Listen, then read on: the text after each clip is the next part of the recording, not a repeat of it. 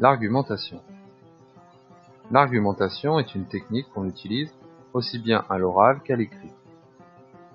Elle a pour but de convaincre quelqu'un en lui montrant qu'on a raison de penser ce que l'on pense. Elle se déroule en 3 étapes. Tout d'abord, exprimer son opinion.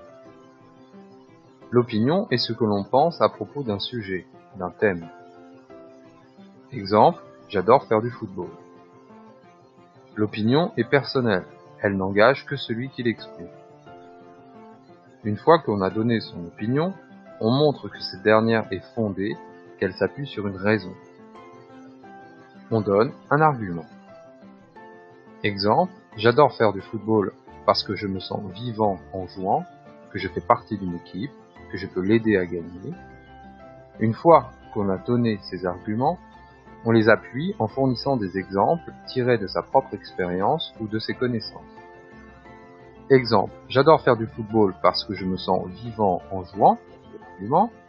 D'ailleurs, à chaque fois que je rentre d'un entraînement, je suis fatigué mais aussi plein d'énergie, je me sens bien dans mon corps.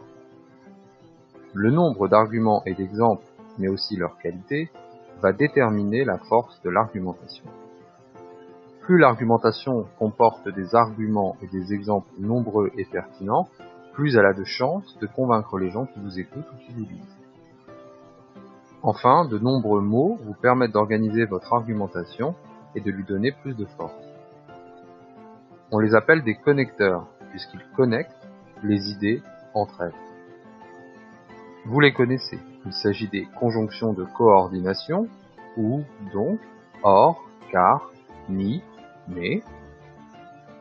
Des conjonctions de subordination, parce que, puisque, comme, étant donné que, alors que, tandis que, bien que.